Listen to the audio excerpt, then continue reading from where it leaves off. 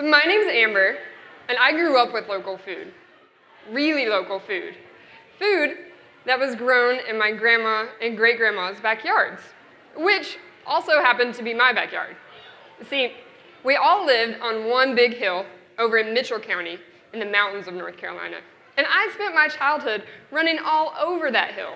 So it wasn't uncommon for me to get recruited for garden and canning work in the spring and summertime.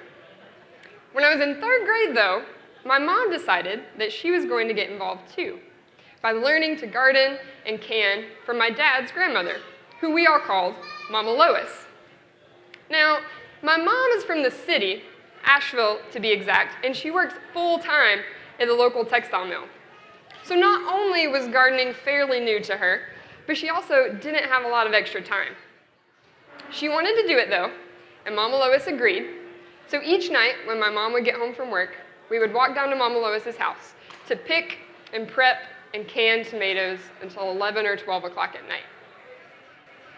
After a while, this routine got tiring and old and frustrating, and I remember asking my great-grandmother, Mama Lois, why do we even bother? We can just go down to Ingles and buy tomatoes for like 60 cents a can. She responded with a wisdom that I neither understood nor appreciated at the time, saying, we do this because we love our family, and we need to take care of one another.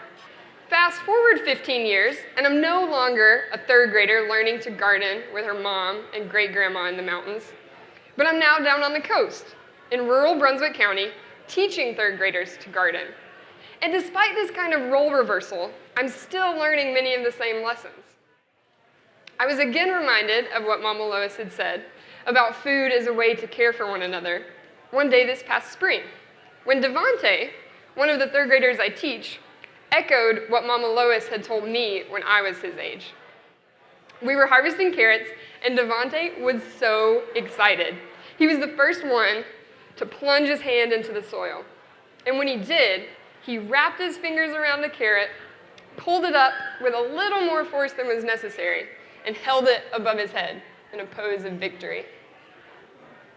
When he brought it back down, he looked at it, and he looked at me, and he said, Miss Amber, I'm going to give this carrot to my dad, because then he'll know that I love him. Now, what does any of this have to do with local food systems, or local food on a larger scale? I'm sure that many of us here tonight are aware of lots of the tangible, quantitative benefits of local food.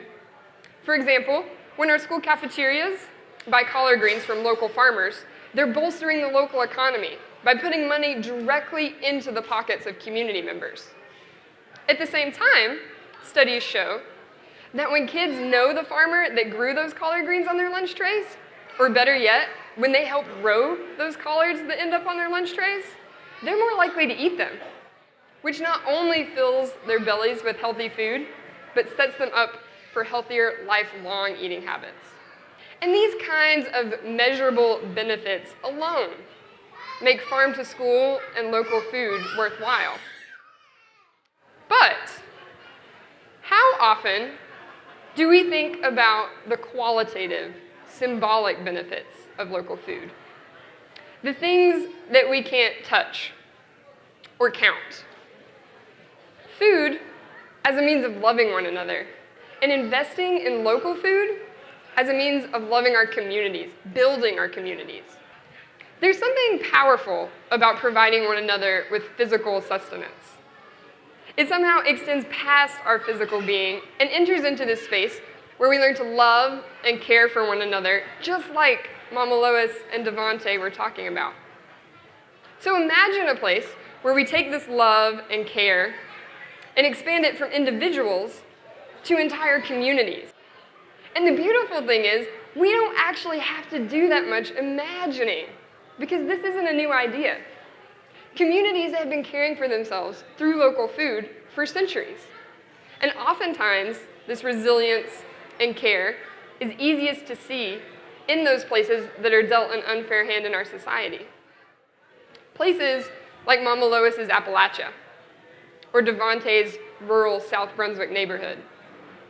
Places where people are growing and fixing food for the community, within the community, in order to survive and thrive, despite the many challenges that they face.